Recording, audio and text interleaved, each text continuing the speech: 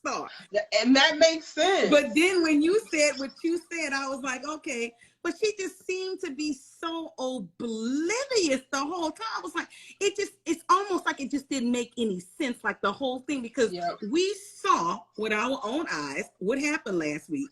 Karen inadvertently stopped over to the office, saw the nonsense happening with Zach, went in the office, talked to Andi, and they had this whole conversation where, even though I'm not a fan of Andi, and that really did tell. But then when you said what you said, I was like, and she told her in a way that was not like messy, like they usually talk about each other. I was like, this is what your friendship need to look like now.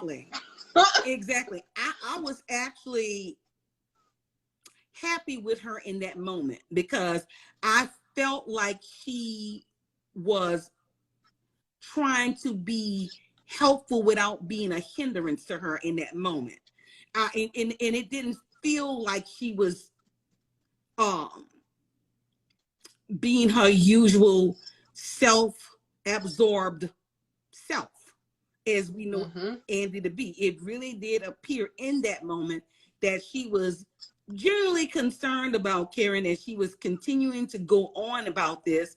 And I was happy that she actually told her the truth, because for so long, for the last 3 seasons, they've actually encouraged her to cling to Zach when they know that Zach was seeing somebody else. So it was just like, okay, finally, everybody is on the same page, same paragraph. Except for Sabrina's little flighty ass. And then, like you said, we turn around this week and it's like this whole conversation happens in the penthouse, in the kitchen. It is just like so off-putting because it didn't make sense. So for me, I guess I was just trying to rationalize it, considering who the source is, which is Tyler Perry. But even like that, yes. But the whole meeting, it just don't even make sense. And honestly, like, in looking at the trailer for tomorrow, for next week, they go to the salon after they bust in on this girl, and it's like, if you didn't know before, you know by the next day, Andi. So cut it. And you standing here in this parking lot outside the damn Karen's Hair Mastery, acting like you haven't already had this conversation with this girl. That was my issue. My issue was, like I said, I'm going to keep saying this because it's the truth. This is why I kept giving the pass, because it was so nonsensical to me that I had to rationalize it in my head another way. This is why I kept saying this is definitely out of sequence. It's definitely out of sequence. Because at some point you would have thought Andi would have said to Sabrina and Danni, Karen stopped over at the office. I've spoken to her. She's not missing. She is okay. She is actually still struggling with some things, but she is okay. So, so many people think that she didn't say it because she's trying to protect Karen's secret. And it's just like, how she did it was not protecting her secret. But there is no secret to be protected. It is no secret. We all know that. Danni literally was standing in Zach's house, and Zach's like, I don't know if that's my baby. She was sleeping with the preacher too. And Danni was like, well, you ain't lying about that. It's not a secret. Right. The only piece that Danni and Sabrina is not aware of or aren't aware of is that Karen definitively went to the doctor and that she was definitively giving a timeline of her pregnancy. That's the only thing that Danni and Sabrina aren't aware of, and she isn't aware that Karen is conflicted now because she does not know who the father of the baby is. That's the only part they don't know. They know everything else. So, everything. And for Andi to stand her pretty ass up there and be hitting us with the it just made sense. I wasn't getting it. I really didn't get it. But I was like, here we go again. But in my other pet peeve, I just see this whole having keys to each other's places and using these keys in non-emergent situations, I'm over it. I'm over it. I am so over it. I don't have a problem with the keys, but using it. You're entering my home in non-emergent situations. You're not ringing a bell. You're not knocking. You're not calling. You're not doing any of those things. You're literally just showing up and putting the key in a lock, turning it, and being intrusive as hell. Like, who does that? I mean, Sabrina is the catalyst for this. Like, she is the one who is really guilty of this. I mean, Danni is literally standing in her living room having a conversation, or what was about to be a conversation, and she just hightails her behind in the woman's house. Never knocks. And I'm just saying to myself, like, the whole purpose of giving close friends and or relatives keys to your home is to be utilized for, number one, emergent purposes. And let's just say you're out of town or something and somebody needs to go and check your house, get your mail and stuff like that. That's the only reason why it should be utilized. I mean, you're having a session in the comfort of your home, getting some much needed sexual healing. Ryan. Look, getting some much needed sexual healing, not involving gay. And boom, it's just like, much needed. Okay. Yellowbone 86. It says, it's not a secret, however, Andi and Karen always keep things from the girls, just like Sabrina and Danni. Yes, which to me reiterates how messed up Andi was in this moment. Because one thing, if you don't want to actually tell, okay, she went to the doctors, okay, cool. But you literally create a new bold-faced lie for what? Right. See, the part that got me was, oh, she's missing. And I'm like, no, she's not. They could not be my friends. They could not be my friends because my cancer ass goes missing. And I'm right in the house. Right.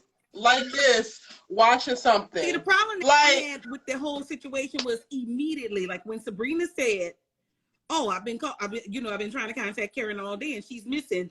Immediately, Andi should have like literally said, no, she's not. She's not missing. I actually saw Karen early today when she stopped by the office. And that could have been the end of it.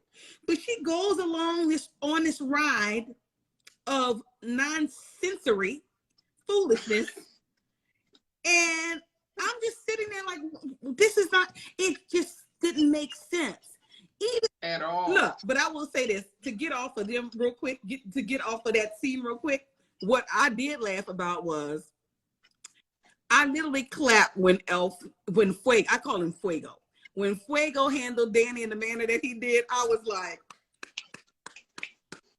know your worth, King. He said, know your worth. He was like, how about you take me out to dinner? He said, no.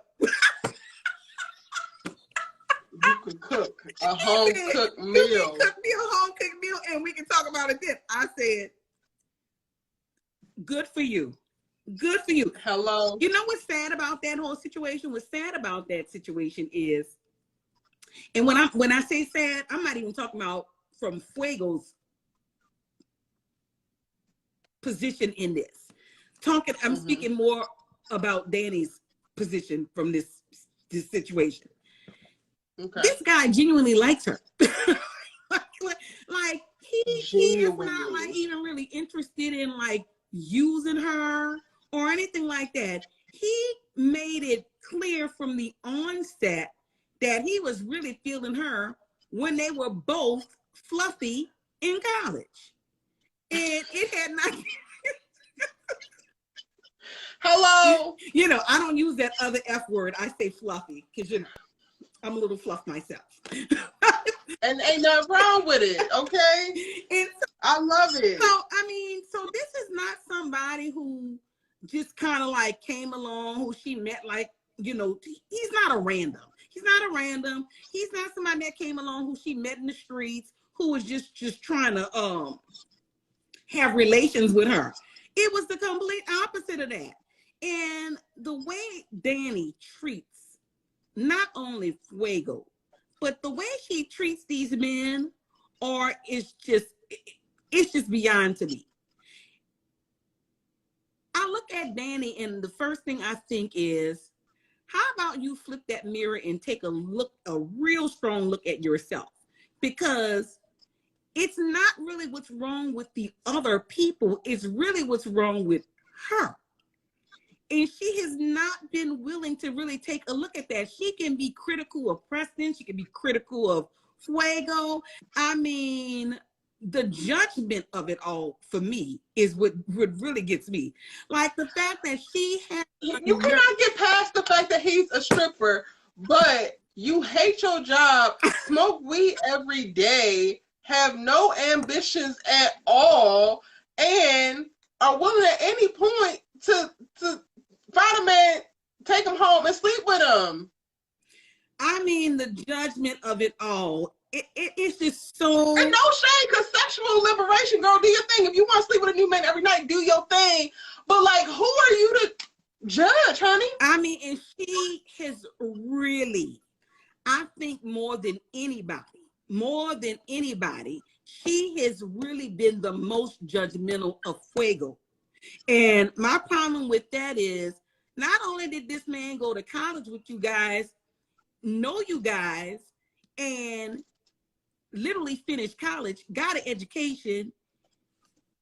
If you or anybody who is viewing this right now have watched all the Queen's Men, we all know that FEUGO is the smart one out of all of them. We know this.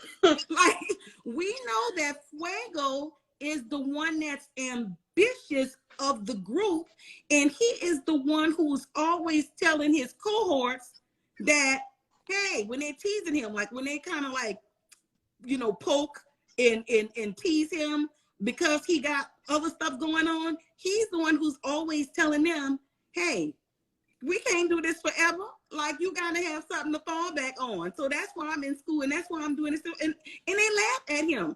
But anybody who watches all the Queen's Men know that when Madam needs something done from a technological standpoint, she calls FEUGO. Hello? I mean, he is actually the smart one. So fast forward to put him over the, you know, in the crossover of Sistas, Danni's sitting here with her life falling apart. Like, your life is basically in a shredder at this point, and you have the nerve to sit back in judgment of this man who is not only side gigging the nightlife, but he has literally established his own tech company. It is actually... And he's focused. He is literally who you actually would look for, except for one of the things that he's doing, I guess, is not so admirable. And what I will say is, I don't know if I would be comfortable with it as well, with him being a stripper. But it's not. It's the judgment part of it. If this is the case, okay, baby, how long is we shaking that ass? Like, I just want to know what the timeline is and how long I'm going to have to bite my tongue and just be cool with it, because this is a means to an end. The same way that me being a server and trying to pop off as an actress is a means to an end. The same way as me being a bottle girl in one of these clubs and trying to get my singing off is a means to an end. Look. Like, why isn't that the conversation? Every time she talks to him, it's just like, I just can't get past the, like, you just shake your ass. Girl, you shake your ass for free. So who is the one that's stupid here? Exactly. Look, how about we can't get past the fact that you don't have money for basic things? How about we can't get past every time you go out with your girls to dinner or go out with them to the grocery store, you have to mooch off of them to get the items that you need for your home. How about that? And feel entitled to it. You needed some honey talking about I'm going to get two. You barely got that one. Don't make me slap you in here.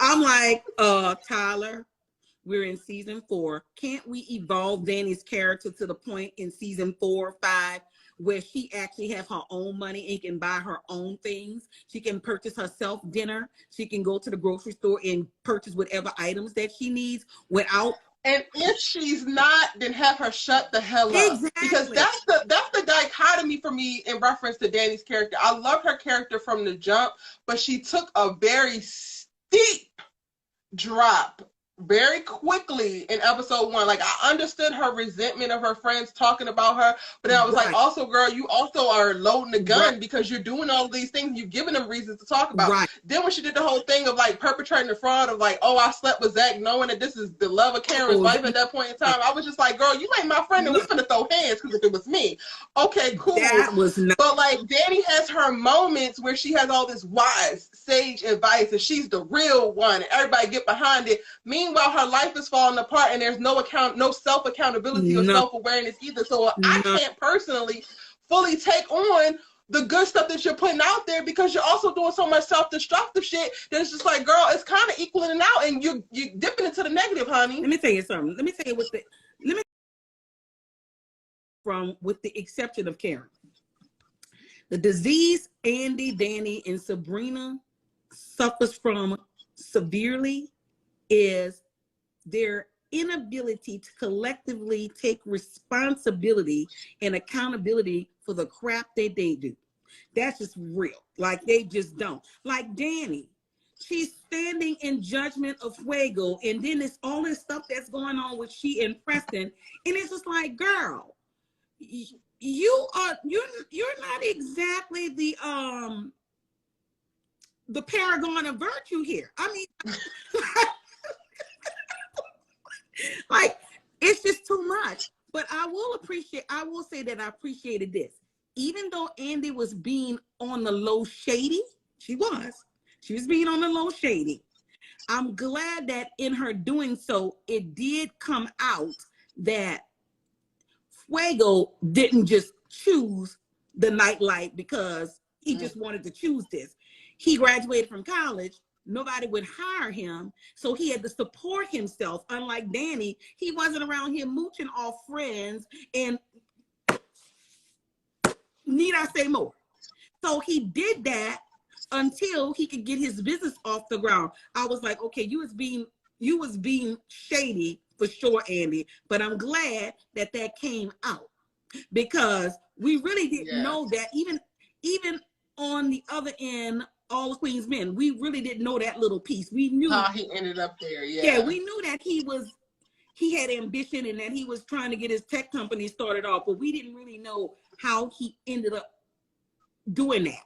And so we learned that last night. And then even after Andi shared that information with Danny, she became very cynical with the little comment that she made. And I'm like, girl, it's moments like that. He got a little business. Girl, he got more than you. Exactly. How they counter working out at that airport? No shade to none of my little airport workers. No shade to y'all. But Daniella needs to be dragged.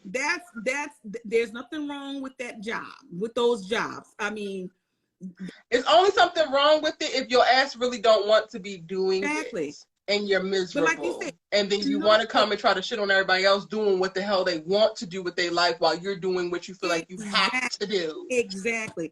Look, fast forward to season 5. Well, in terms of what we know from the spoilers, it's going to be very interesting to me when season 5 does arrive, when we see her become involved with somebody that she actually met at the airport, and it turns into an abusive type situation. That's going to be very interesting to see.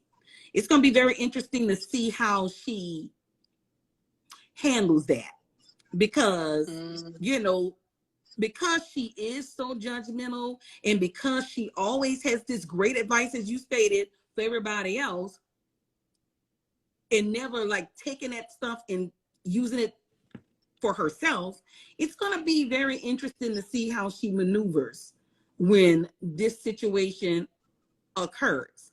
Because to our knowledge to date, we only know of Andi having been abused. We know that factually. We don't know anything about the other girls other than Sabrina having been sexually abused when she was. Wait, Sabrina was sexually abused? Remember that scene with she and Calvin? Well, Calvin dad had died and he was at our house and he was crying and all of this, and he kind of was drunk and he had called her a B, and he was kind of talking out of his head, and she was telling him like not to call her that or whatever. This was like, I think season, whatever, what season was it? Season 3 that dad died, or season? Girl, this whole a week is a season just has me. I think his daddy died in season 1. I think it was more season 2. When Calvin's dad died. Either 1 or 2, but I'm thinking more 2 than 1. But anyway, well, we're still in the same time frame, but they weren't even like really speaking or dealing with each other. But then the dad died, remember? That was during the time when she was at the hospital when Maurice got assaulted by Alonzo. And she had found him the next morning on the ground, remember, and called. And so while she was at the hospital, remember, Calvin happened to be there too at the hospital. And that's when he assumed that she was there to comfort him. Right. I remember that. Yeah, it was just like, and then he learned about Maurice and then felt badly and started talking to her. But then during that whole process, the dad ended up dying. The dad was sick. He ended up dying. But at one point, the other dad had a chat with Sabrina in regard. Right, I remember that. And then when he actually died, he went to Sabrina's apartment, remember? And she was just him and stuff. And he started drinking and stuff, and he got full. And so in his getting drunk or whatever, he started saying some things about being abused when he was a kid. Remember, because his uncle or whatever did not want him to be gay, like so he had him have relations with an older woman, and that was Sabrina's first time hearing that information, but he was saying it because he was drunk. And at one point he kind of called her out her name, and then when he was talking about his abuse and stuff, she actually said to him, he never heard her because he was out of it, that it happened to her too. She said that. She said it happened to me too. So we know from that Sabrina was abused when she was a child, like when she was young. But in terms of like physical abuse from boyfriends and stuff, we only know that to have actually happened with Andi in college. So it's going to be very interesting. See, unfortunately, Tyler has not done a very great job in 4 seasons of character development in terms of backstories for these ladies. I mean, the only parent we've actually met of the 4 is Karen's mom. It's Karen's. We've never met Sabrina's parents or even really heard talk about Sabrina, Danny. Even that, and even saying it happened to me too, and no real divulging into like how she feels about it or none of that. I totally like blanked on it. Now I'm like, shit, I've been dragging Sabrina all this time for needing so much damn validation, and I'm like, oh, that's why. Yeah, so that's what happened to her. Like if you're really busy, but if you ever have a chance to go back to that particular episode, to specifically to that episode, I'm gonna go back and watch it because now I'm like, oh, I gotta give Sabrina more grace. Yeah, you'll see it. But it's hard. Oh, the struggle is real with giving Sabrina grace. The struggle is so real. But yeah, so we know that about her. We don't know, we just know that. I don't know why, but I felt like Sabrina was the most quote unquote normal one, and she was supposed to be the baseline for, I guess, normalcy. It appeared that way in season 1. It appeared that way, but then as the time went by, it just became very clear that Sabrina, they are all a mess. If we're going to be completely honest here, they are all a mess. They all have their issues for sure, and they all need intense therapy as far as I'm concerned. Everybody on this show can be in therapy. Technically, everybody, but It's gonna be interesting to see what happens when she meets this guy at the airport with his baby mama and become involved with him, and then stuff starts happening, and it's gonna be interesting to see if that will be the catalyst to the paradigm shifting with her in terms of her getting her mind and life right. I don't know if more trauma gonna help her. No, I agree, but you know what I'm saying. Sometimes. No, I do, and I want something to shift for her, but it's just like the way she's written, Tyler has her going in and out. Right. So even when it looks like she's making progress, then she goes ahead and reverse. Like, I'm not getting too excited about her having lunch or dinner plans with Logan and going to cook for El Fuego and opening the door for Preston to at some point come say how he feels, because the moment that Preston says how he feels, you're going to shoot it down. You're going to cook for El Fuego and then tell him how he's a dirty stripper and you needed to use plastic plates because he can't eat off of that. And then Logan is going to, see somebody at the restaurant, man mistreating a woman or something, and he might do something extra, and she's like, well, you need to cut it off for a second. This should be about, like, she's going to find something to fucking have a problem with. So I just am not getting excited for her. Danny is like, honest to God, like I said, they all have their issues for sure. Like nobody's exempt from the issues pot. They all have their issues, but even though everybody want to make it seem like it is Karen and Karen alone, but it's all of them. But simple as hell. And I'm not just saying this because I'm a fan of Karen, but I'm saying this because it's the truth. Out of all of the ladies, Karen definitely appears to, and we talking about from season 1 to present day, she's always appeared to be more grounded and more in touch with her issues. Now, my issue with all of these people is that, as you often state, they have real trauma that has not been addressed. And so that's going to always manifest itself in some way in other relationships, whether it's intimate relationships, whether it's friendships. And we see it often with them. We see it often with their relationships with men. We see it in their relationships with each other. And it's very, very, very dysfunctional. And I mean, I've been saying since season 1, I personally don't feel like these are genuine friends. I don't. They call themselves sisters and close friends. I personally don't see it.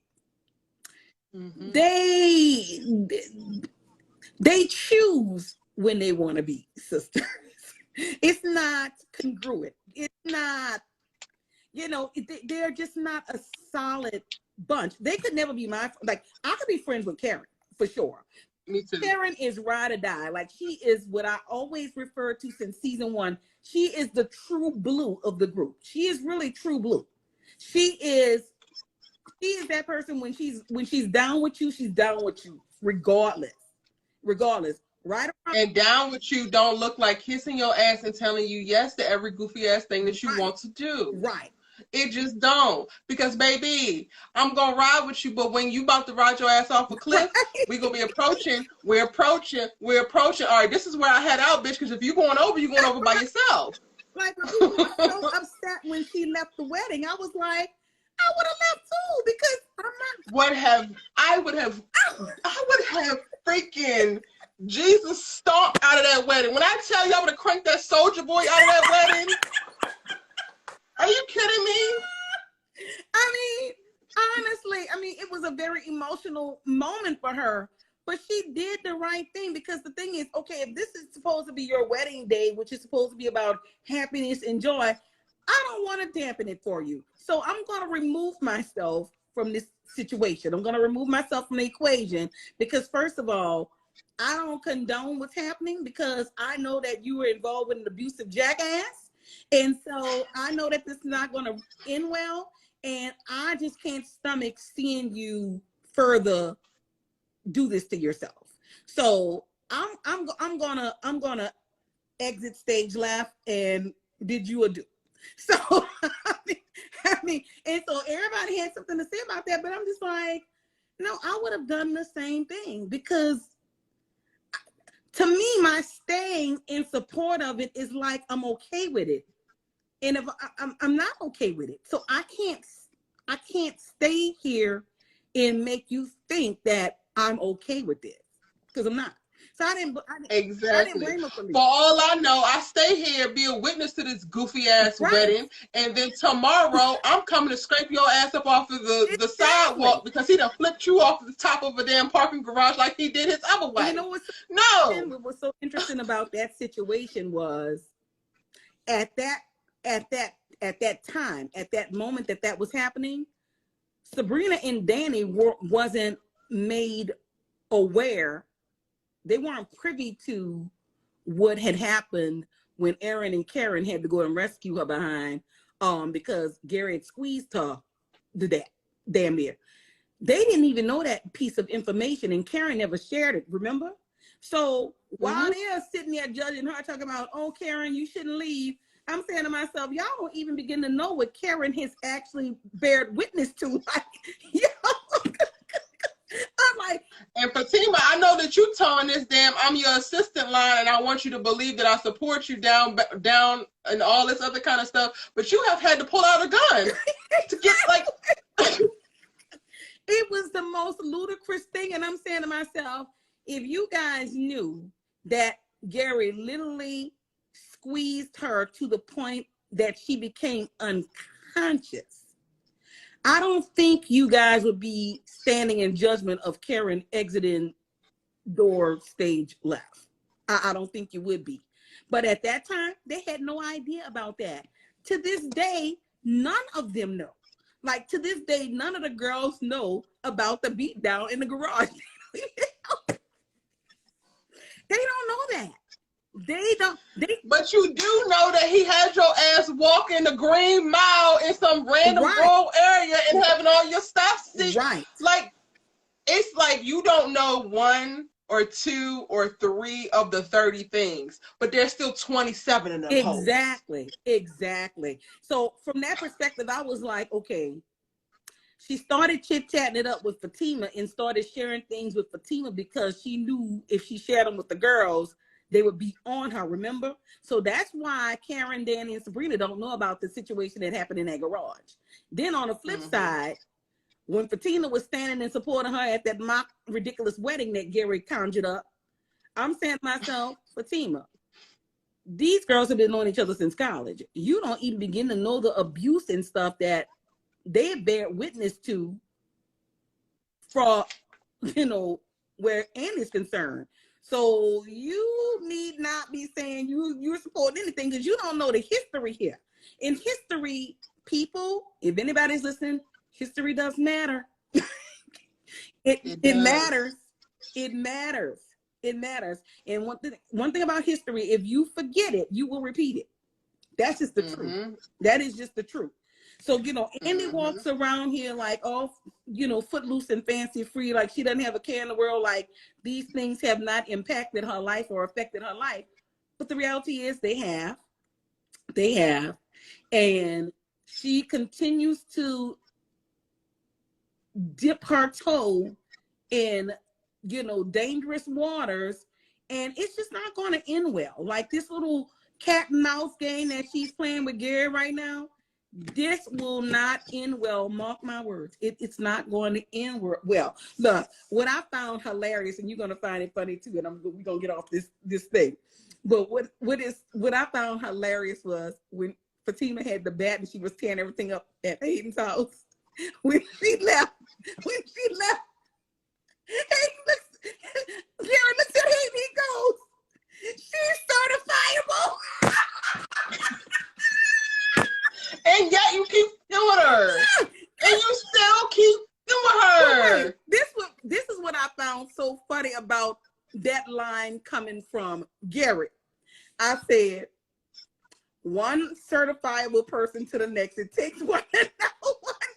Hello, you would know. You would goddamn know. Over here, bent over like a random ass flamingo looking through this goofy ass telescope. What is wrong with you? And look, it's so crazy.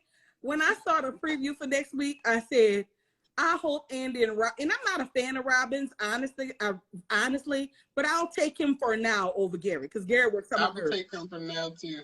Wax that ass all up and through that damn penthouse. That's what I said. Please. I said, I hope they put on a show for his assets. I really hope they put on a show, because it will be well deserved from his angle, because, you know, you scheming, because, you know, in his mind, you know, Gary is truly a legend in his own mind. He really, really is. He's the epitome of that statement, of that phrase. He really has convinced himself that Andi, which, don't get me wrong, she has been lying about some things, but she has not been lying about everything. She hasn't. In his mind, oh, she's just playing this game with him, telling him that these other men are coming over, but that's not the truth. She's just, so it's gonna do my heart well next week to watch him have a mini heart attack and try to restrain himself from running across the street. And I'm praying to God Robin got hands, because at the end of the day, I would love for him to catch a 2-piece in a goddamn biscuit. Wait, let's not forget the gravy, okay? And the gravy. Don't forget the sauce. Lay his ass out in that penthouse and then go back to in here. Please. That would be grade A. Tyler Perry, that would be grade A. Episode would be out of here. 10 out of 10. Exactly. Yes. But let me tell you something. When Andi initially saw that penthouse, I was like, Andy's never going to go anywhere, because she's not leaving it. She's not leaving that penthouse. She's not. You better believe she is not going anywhere. That is done. That is done. All this, get my things out of storage and have my apartment put back with, girl, please. Nobody was buying that when she said it, okay? She is so still in that penthouse. She's not going anywhere. Now, it would be smart of her to just buy it on her own, you know, buy it from him and just be done with it. I mean, because she's not going to leave. But you got a person that bought you a penthouse who bought it for the sole purpose of controlling you. Literally. And it's like she don't care. But that's why he bought it. Because he knows that she's moved by materialistic things.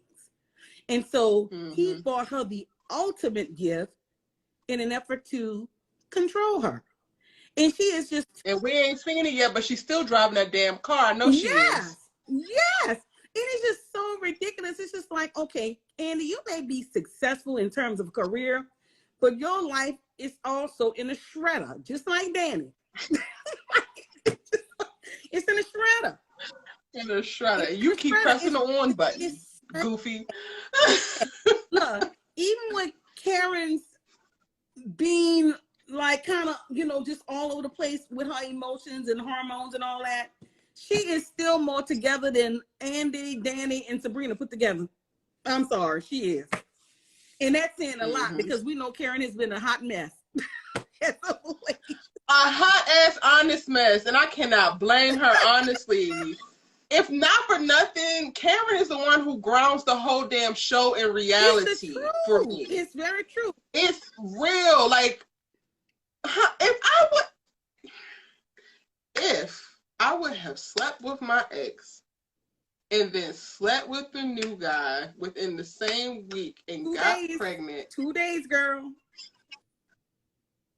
And then think that, oh, I was maybe already pregnant before that, and go to the doctors and find out, no, you got pregnant that week, I would be in shambles. Do you hear me? People probably wouldn't even see me. I would be so like, what the? And I need to do a video about this, because everybody's like, oh, well, you ain't know him well enough to have a baby, but you knew him well enough to sleep with him. Why the fuck y'all out here lying? Because y'all are at the club every goddamn Friday and Saturday night taking home somebody new. So you got 52 new penises in you every year. You want to talk about you ready to have 52 babies by these niggas? Cut it out. There we go with that. Cut it out. Again, look, there we go with the judgment again. Judgment. Like, oh, you can sleep with him, but you can't have a baby with him. The last man that I had sex with before I decided to be celibate, I would have, and I actually... Shout out to Plan B, honey. Shout out to Plan Motherfucking B here. Because no, absolutely not. Absolutely not, exactly. And you know what? Absolutely not. Plan B, you a real one, honey. The judgment of it all. But what I find so interesting, and you're going to totally jump on this bandwagon, what I find most interesting than anything is that Karen was walking around here doing the whole celibacy walk with Eric. Trying. Hey, look, I mean, like literally, like, I mean, she would always express how difficult it was, but she was right there with him. She was the one of the whole group not having sex with anybody. Not having sex. Karen hadn't had sex since season 1, when she decided to be done with the whole Zach thing and to see what the whole Aaron situation was all about. She literally had not been intimate with anyone until... And then these two fine Negroes come hit her with the 1-2 punch. Right. What exactly was she supposed to do? Yeah, 2 days apart. So I mean, hello? So it's like the judgment. Devale press up on y'all's asses. I mean, Devale is married, but Zach press up on your ass in the damn office of y'all of your damn business, talking about he's so sorry and crying and shit. You'll be like, all right, take it too. Cut it out. Cut it out. But it's just like when we think about season 1 to present date, if we literally go through the list of men Andi, Danni, and Sabrina have been with since season 1, and y'all being judgment, you guys are standing in judgment of Karen. It's just unbelievable. And I'm saying to myself, she was the one who actually waited. It's just so ridiculous. She's the one who's out here actually making more cognitive choices, going with emotions where she's pulled to, but making cognitive choices. Sabrina, you still running around a circle, chasing a man with your vibrator, can't get with the idea of him wanting to use your vibrator, but still fucking him. Wait, girl, let it go. I gotta say this. When you said that, I thought about Calvin. Definitely did not want to think about Calvin. I mean, the less I can think about Calvin and Sabrina, the happier I am. I'm just going to say that. But since you made the point about the vibrator, we got to talk about the last damn scene and what the hell Tyler Perry's doing, or what the hell he think he's doing, because nobody cares, honestly. I definitely don't. I have not cared since season 1. Okay, but I will say this.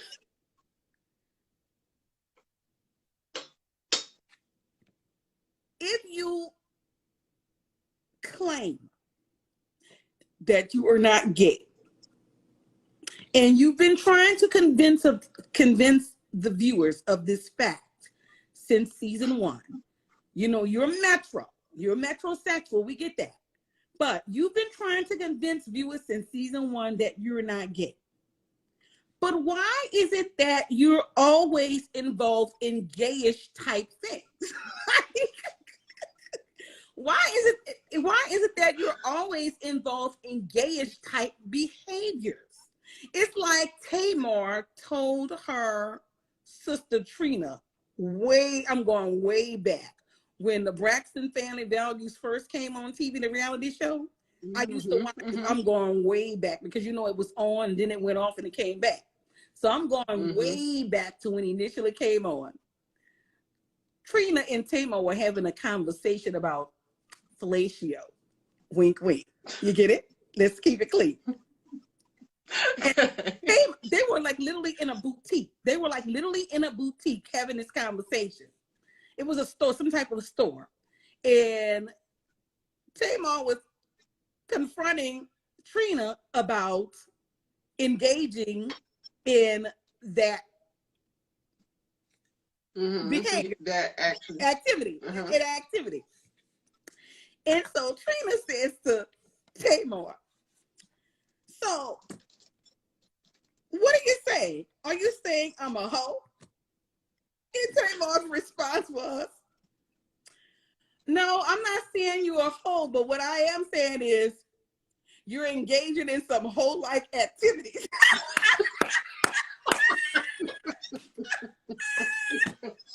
So, fast forward to bring it back to Calvin. He's saying he's not gay, but he's definitely engaging in some gay-like activities. And ain't nothing wrong with it. If this what you, I just don't understand. Like, boy, we do not care what's happening with your body, honey. We don't care. Live your truth. Be happy and be yourself. Live your truth. Speak your truth, whatever that is. I know a lot of heterosexual people, as I'm sure you do as well, who have hung out in gay clubs because, let's face it, it's fun. You don't have to be gay to go in a gay club.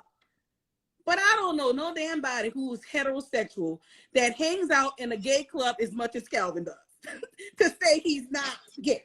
I was like, what happened to the club that they used to go to in season 1? Right. Where's that club at? Well, you couldn't have went there? Remember, they had singles night. That's where you met Sabrina. Ain't that a place that you go? So remember, Alonzo owned that club. Remember? That club. Remember when Alonzo was hitting up on Sabrina back in season 1? She and Danny went to the club. They used to all go to that club. And then on one of the episodes, we learned that he owned that club when he was trying to push up on Sabrina. Got it. Yeah. So that's okay. So we ain't gotta go back to that. So that's club. why that doesn't exist anymore. But they used to always go to that club. But yeah. Well, we need a new damn club because and honestly, I looked at it like, okay, maybe he went to a gay club because he don't want to be dealing with women. Okay, cool. But it's just so much. This boy is sitting here talking about he wants to bend you over, and you just like, right. He actually, look, Erica, he looked like he was interested. That's what got me. Like, he literally looked like he was interested. Like, he was, Q had him. Like, he considered. Look, Q had him fully engaged. You understand what I'm saying? I was, girl, and the thing is, when Q kind of leaned into it, I was like, what in the hell is going on here? And I'm over Q's ass. I'm beyond over Q's ass because now you have a goddamn roof over your head and food in your belly, and you ain't had to swing your little dirty dick to do it, and you still trying to sling it. Stop. Look, stop trying to make fetch happen, Gretchen. It's not gonna happen. I'm gonna use your own words on you. This is something that you say often, and I love when you say it. Tyler Perry, can you release us from the shack?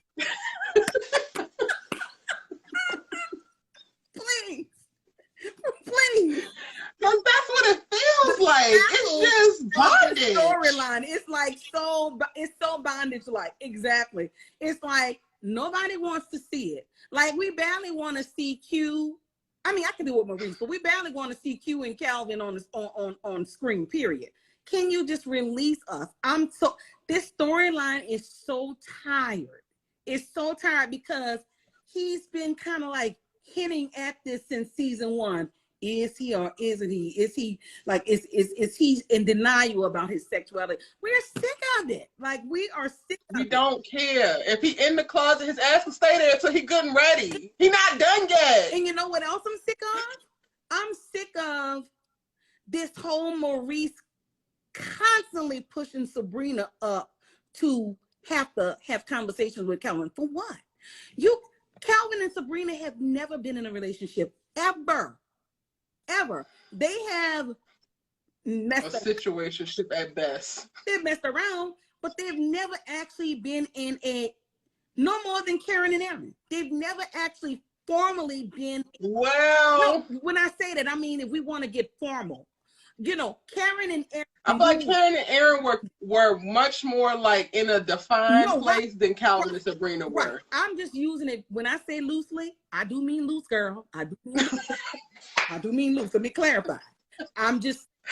We ain't got nothing to really measure Sabrina's ass because all the other relationships are shot to hell. I'm just saying in terms of our actual agreement that we're in this relationship, they've never been in one.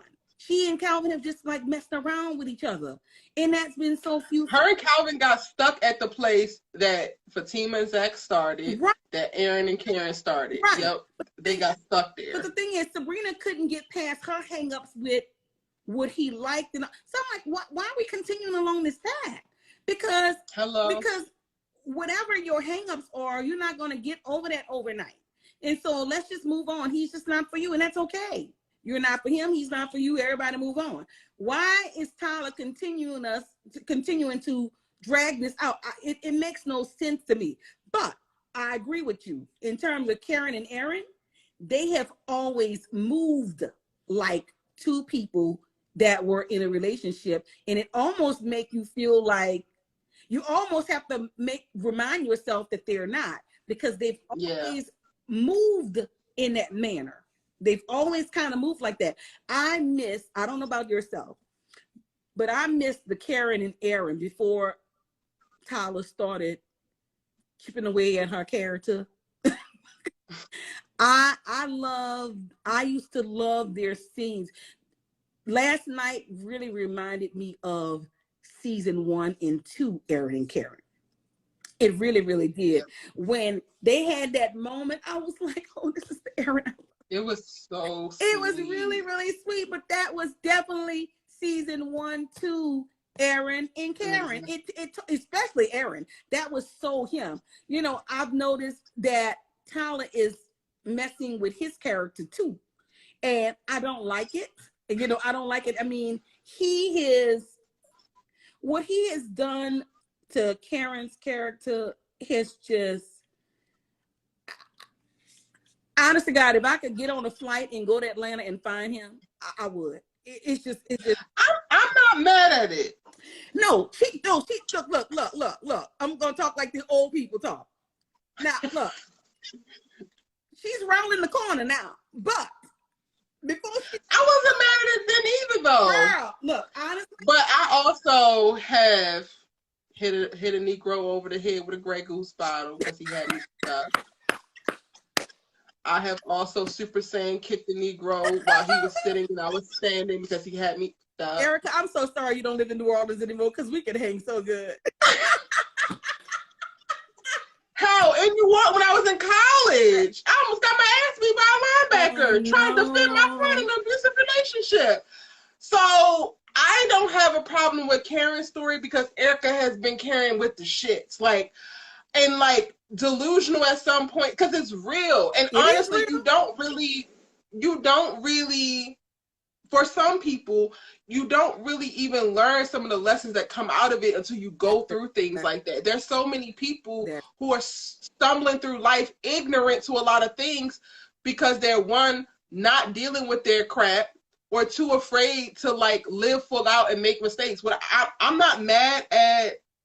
I'm mad at the timing. Yeah. I don't like how everything is drawn out the way it is, but I'm not mad at not one thing that Karen has done thus far because it's been so real. And to me, she's living her most authentic life, and the rest of them are perpetrating frauds. I can definitely see. Andi is perpetrating a fraud in her life, trying to maintain this idea of herself versus being herself. I don't even think Andi knows who the hell she is, which is why she has the issue that she is. No, she's out of touch. Sabrina is perpetrating a fraud, which is why she needs all this validation specifically from Danni, but then everybody as a whole. And Danni can be wise in some ways, can be real in some ways, but refuses to be real with herself. So is her reality even something that you can count on? No. I agree. I am 100% for what we have seen with Karen because she has been the only person who knows herself, is accepting of herself, is allowing herself to live and feel and say what she got to say. And whether it's a mistake,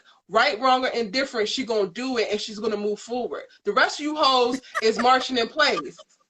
Well, I will say this for me, as a person who has really been a day one fan of Karen, some of these moments have been really painful for me. They have been triggering. I ain't gonna hold it. I've cried through some, but when I go back and think about it, I'm just like, well, I'm only doing that because I feel like I really feel it. And I would rather Karen keep her story than take any of the other ones, honestly. I agree with that. But look, when I get it. I do get it. I get it. But it's very difficult to watch at times. Mm-hmm. There have been times where I've just wanted to teleport myself through the television screen and go, Karen, like the harshness that she, you know, because she can be so hard at times, so harsh. And I'm just like, Karen, you are projecting onto the one person who literally has your back. Like, I understand that he is the closest thing to you, and that's why you are projecting, because as human beings, that's what we do. When we're upset, when we're angry, we tend to take it out on the person that's closest to us because they're closest to us. And the person or the persons who you really would like to take it out on, they're just not in the vicinity of you. So you take it out on the person that's right there. But it's so difficult to see at times. I'm just like, oh my God.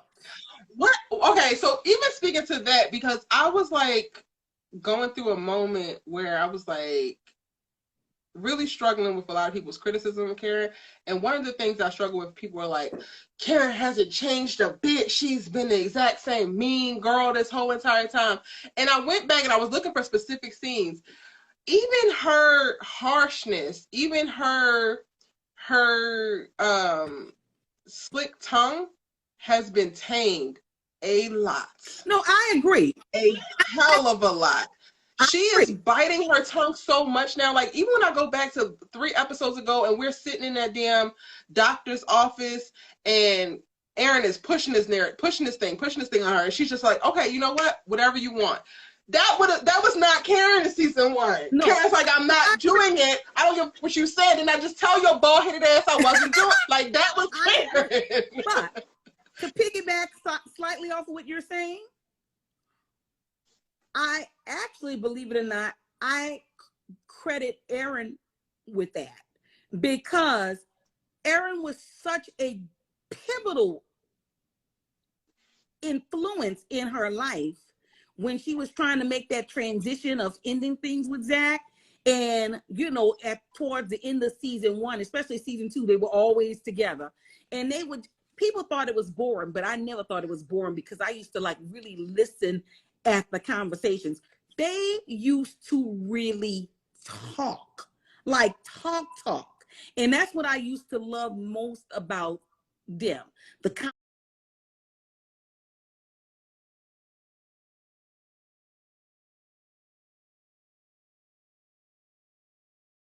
Found out that Andi was lying to her, was considering giving Gary another chance, and had tried to take the ring and put it down the drain. Remember that? Mm-hmm. And she was so upset, and she called Aaron. I think Aaron might have called her, and she had said that she was upset or whatever. And he told her, just hold it. And when he got to her house or whatever, they would talk about it or whatever. And I will never forget that conversation. And I so appreciated it, because even though this is a fictitious story, it just applies to like real life situations. When he told her, she was just like, you know, he's not good for her, and I don't want her with him. And he was just like, I know you don't, but you can't control that. And he just kind of made this point about sometimes when you're trying to help a person, you're actually doing them more harm than you are good. You have to kind of let that person go through that process. I'm not saying it verbatim, but I'm kind of, you can kind of remember with that conversation. And that's also why I have been pro Aaron standing by her damn side, because he already understands the damn side. Right. And he does. He Aaron, honest to God, and I'm not just saying this because I'm a fan of him, but he is definitely the most mature, evolved man on this damn show. He is. And I definitely appreciate it, even though she works on my last nerve. I definitely appreciated what Andi said. Well, Karen, he's a good man. He's a good man. I mean, I got Karen's point that, you know, hey, we don't really know each other like that. I mean, I got it. But Andi was absolutely right. And she was just like, I love when she said he's been the most patient and understanding. So, like, in other words, what she was saying is he's definitely proven himself. Even Pam has said it a few times. Like, I didn't like him at first, but what he has proven, which I now like, is that he's proven that he's consistent. It's true. Aaron has been consistent. And when I talk about Karen in terms of like being harsh, I'm more or less speaking about her being harsh to like Aaron and Pam, the two people who have, like, I mean, I'm shocked that I'm actually saying this, but Pam has really surprised me in terms of how supportive she's ended up becoming for Karen. Like, I find her to be more supportive than the three buffoons that you call herself sisters. I'm sorry. Exactly. I'm just saying.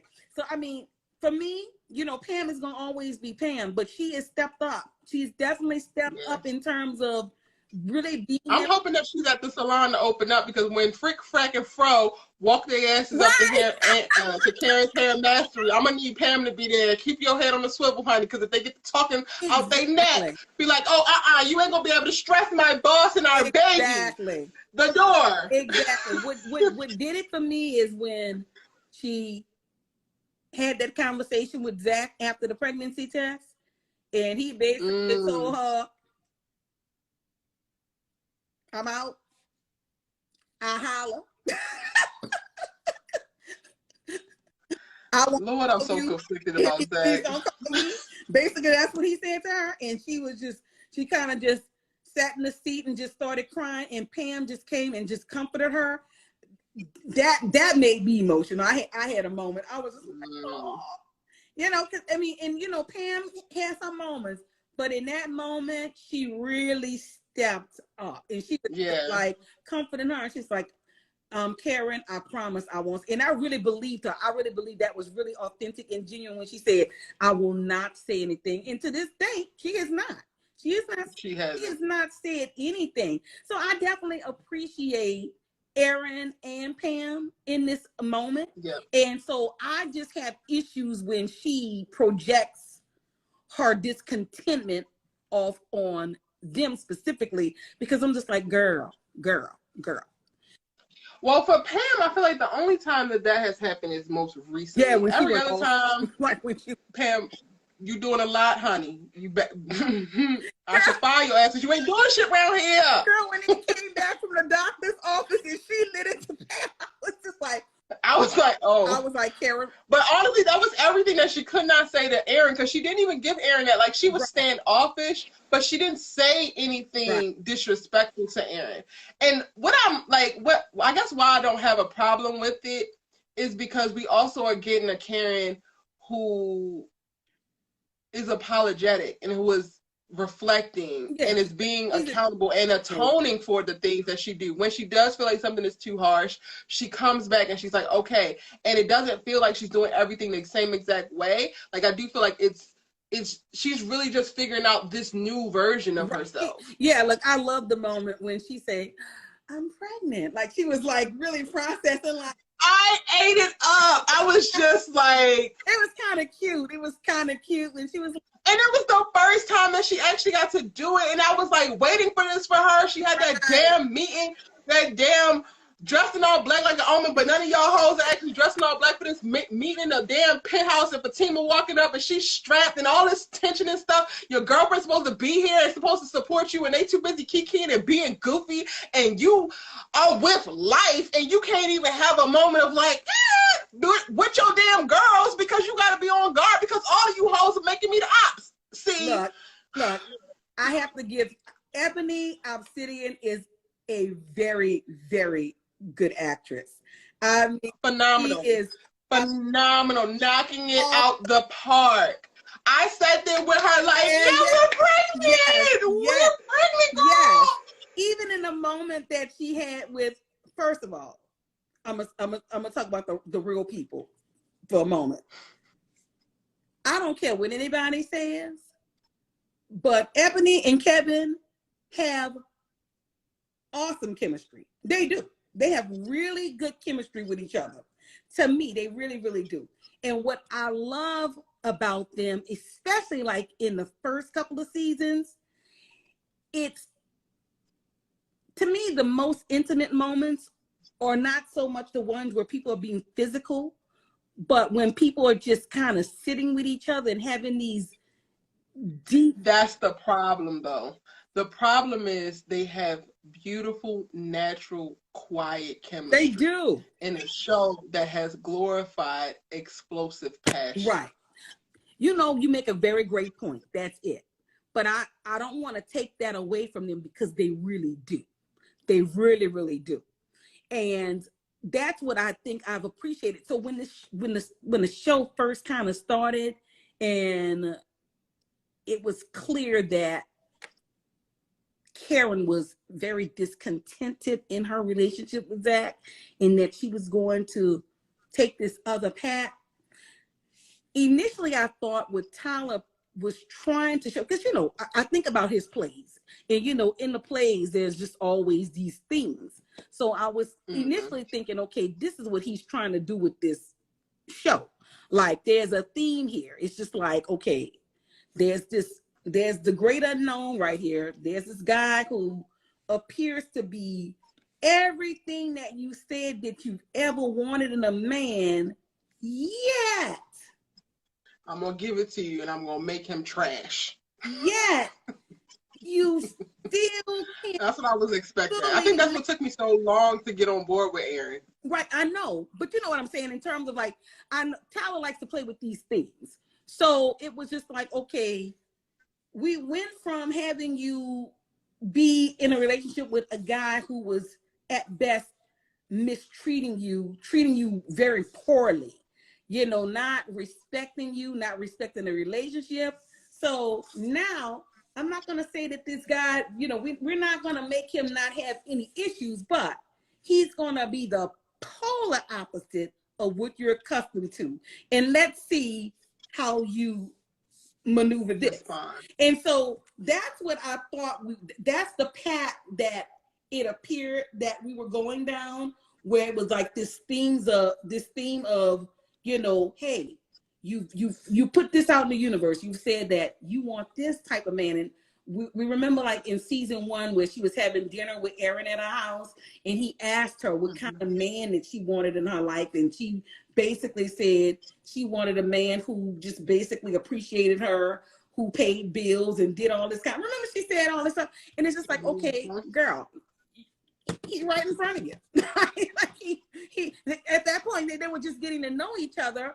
But it's like, okay, he's right in front of you. So I was just like, I wonder if Tyler is going to do this little thing. This was in season 1, I was thinking this, where he was going to allow her to like really fall hard for this guy. But then at the end of the day, the paradigm was going to shift with Zach, and she was going to basically do a 180 and go back that way. And it's just like, because a lot of Tyler stuff is predictable. So that theme has definitely emerged. It definitely has emerged. We just don't know how it's going to pan out. But I will say this, in my opinion, Karen and Zach are not done with each other. I would love for them to be done with each other, but I don't think it's done. And when I say done, not necessarily saying romantically, you know what I'm saying, like romantically, but they're definitely, they still got unfinished business. They do. And when I say that unfinished business, it has nothing even to do with the baby. I really believe that. I agree, and I don't know how long Tyler is like hoping that this goes, but I will say, as a screenwriter, if I was show running, we would spin the block in about 3 seasons. Look, you might agree, you may disagree. I feel like this should have been resolved. I feel like the storyline between Zach and Karen should have been addressed, dealt with, and Karen should be moving on. right, look how cute. Karen should be moving on to something else. You know what I'm saying? Like just moving on. He has dragged, but it didn't. I mean, there's no real clean breaks. No, not at all. But this is there's definitely some stuff that was left undone. Look, there are probably more people who want to join, so I'm gonna bounce. But I will say this. I'm gonna say this. Oh, girl, I'm about to get off of here. Okay, I gotta finish this video. Well, I'm gonna say this in closing. Tyler Perry does not know what a time jump is if his life depended on it. Okay. I don't watch any of his other shows, so I was just like, I've never seen him do it. So I didn't know if he did it before and anything else. He does not know what a time jump is. I'm like, can he get Issa on the phone? Can he get Issa Rae on the phone? Can he get the writers from This Is Us on the phone? Like, can he get, seriously, a lot of... I think he's going to have to, and maybe he introduces it in Sistas, because, like, Karen's pregnancy cannot go at the pace of how he does shows. He has to do a time jump. I agree. He has to. I agree. Unless he's going to do the unthinkable, which I hope he does not. But I don't think he's going to I hope he does not, because honestly, I would love, because he has kids and stuff on his other shows. I would love to see, these women are damn near 40, Erica. It's time for somebody to have a baby. Of the group, it's time for somebody to have a child. That just makes sense. You know, he didn't write these women as, you know, almost 30-year-olds. He wrote them as nearly 40-year-old women. And it only makes sense for somebody of the group to finally have a little one. You know, that only makes sense. But he really seriously needs to do a time jump. This makes no sense. I think one's coming. I think it's coming. From your lips to God's ears, in the pooch's ears, to all of our ears, because I'm not going to even allow myself to be hopeful, because when I allow myself to be hopeful, Tyler screws us. So I'm like trying to go deep dive now. I done made so many videos and so much information has come at me, but in seeing the preview for next week's episode and seeing what Karen is wearing, there was also leaked photos of like them shooting the scenes where Zach's baby from Heather Jennings or whatever was on set, and then Karen was in the background and she's wearing the exact same thing that she's wearing in this episode coming up. So I think that we're going to see that before the end of season 4. Before the end of season 4, which is going to help wrap up a lot of those things. And I think that we're going to get a huge time jump. Well, maybe not huge, but like at least maybe 6 months. I hope so. For season 5. I hope so. I would love to. Because at first it was like, oh, this is what she's wearing in season 5. And it's like, no, she has different hair. And this outfit just showed up. And I'm like, I got to go back and find that photo, because I remember doing this video about it and seeing her in the background. And the lady was holding the boy in the front. And Karen was in the back with them white ass shoes on. And that's what she's wearing in this episode. I think I remember kind of vaguely seeing that picture. Yeah, she's in the background, like near the door. Yep, at Zach's house. And on my site, I have the synopsis. I think episode 21, Karen goes to tell Zach how she really feels. Right. And that's, I think, the scene. Right. Let me see. Right. That's it. That's the synopsis. Yes. Episode 20. Logan seems to be hiding something. Sabrina appears to be involved. Andi discovers Gary's deception just as Karen chooses to tell Zach how she genuinely feels. So she's going to show up at the duplex in episode 20. We're going to have 2 episodes to get to the bottom of what's all going on, and her probably telling Zach. I'm gonna make a video about what I think that she's gonna tell Zach, because I think everybody's assuming. But I'm really, really hoping that season 5 is going to give us that time jump that we need. I pray. Please, Lord, please, let the stars align. Let something align with that, because we desperately have needed time jumps since season 1. We definitely need them. It's important. But I love her look in season 5. Totally love it. And I would love to see the pooch. I would love to see the bump. Yes. I want to see the bump so badly. So I really hope he allows this to play out, because it would just be cute to see her with a bump.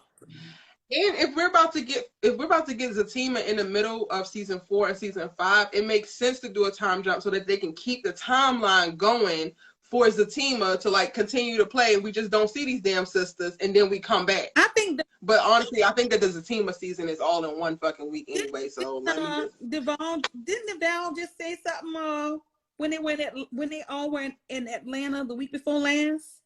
I think he said something about October. I think Zatima is supposed to. I could have sworn that's what I saw on really the IG. So when they were all out in Atlanta for the cast crew appreciation, that party, soiree that he threw a hell of a party for them. I will say that he definitely threw a hell of a party. But I was in pretty much everybody's IG live button, and that's where, of course, the photo was shown of the Zatima, the poster, whatever. Right. But I saw in one of those, like the little caption said something about October, because initially they were saying 2023, that it was going to be released in 2023. Remember, you've heard some like mixed things about that. But then I never heard 2023. Oh, they were saying that like a couple of months back. They were saying Zatima was not going to be out to 2023, and then it got changed. So Devale just recently said within the last couple of weeks that October of this year. So you're gonna blink and October gonna be here. I can't believe it's almost July. I don't know if I can get behind that and believe it. I remember hearing something from him and him saying summer, and then do some research, because I'm saying I'm telling you, I saw October. I literally they cannot drop that show in October because no. Girl, you never. If that's the case, then why did he rushed to do no?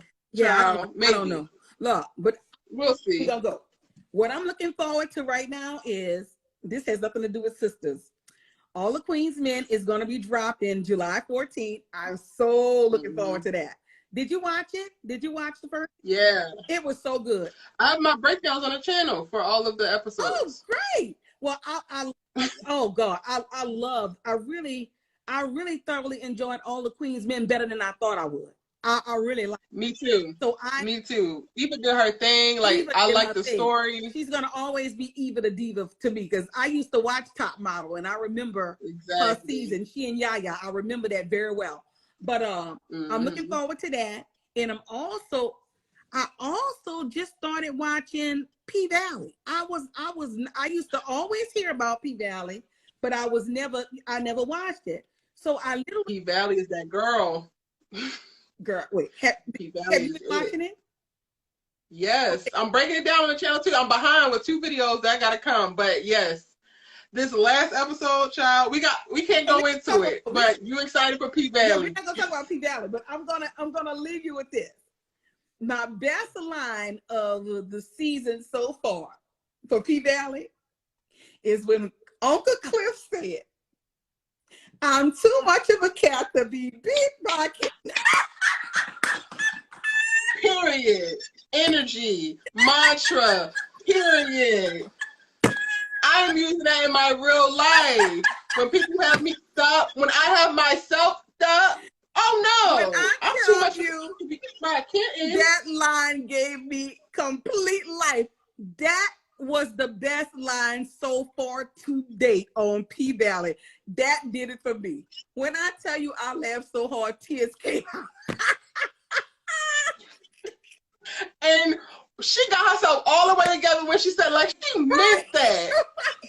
Yeah, look, period. We're going to get off of here now. It's been it's all. Yes, Vaughn, thank you so very much. So appreciate you. I know you get told that often, but let me just say, I really appreciate you, everything that you do.